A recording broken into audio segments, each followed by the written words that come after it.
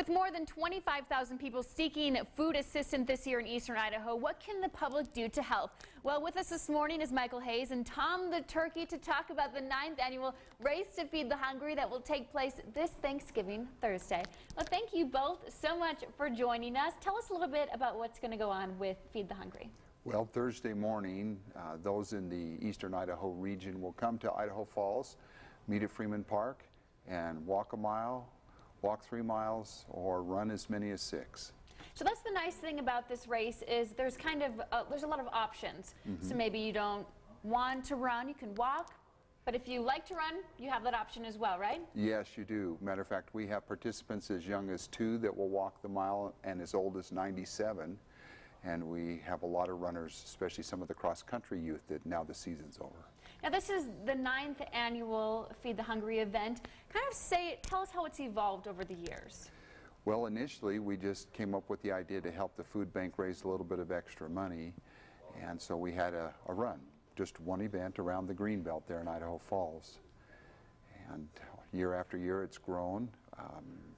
3 years ago, Dr. Margaret Huggins in Idaho Falls came on board as a key sponsor, and since then we've just grown greatly. Every year we're preparing for 3,000 people and as many as 1,500 spectators.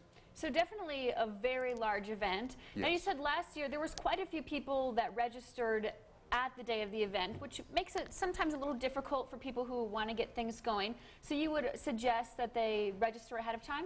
Yes, for those that may be watching, we had almost 800 people show up Thanksgiving morning. That's a lot of people to process. So if they could register even today or tomorrow, that would help. And so how is this money going to help people feeding the hungry? Well, the money goes directly to the food bank, and the food bank uses it for those items that do not get donated.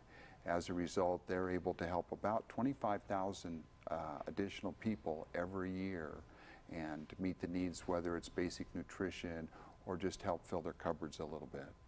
And so if there's people who can't come to this fun event on Thursday, how can people still get involved and still help out the food bank? Well, other than volunteers, because on Thanksgiving Day we have more than 300 volunteers that assist, there are those that can actually make donations directly to the event or directly to the food bank, which we would encourage. There are needs all year long. It's just at the holidays we recognize them a little more. And where can people go for more information on the race and then also register ahead of time?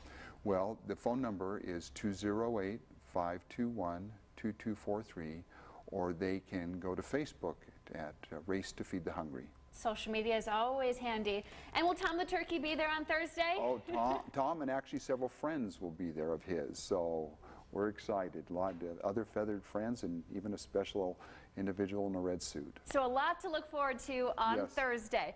Well, thank you so much for joining us, and I hope everything turns out on Thursday.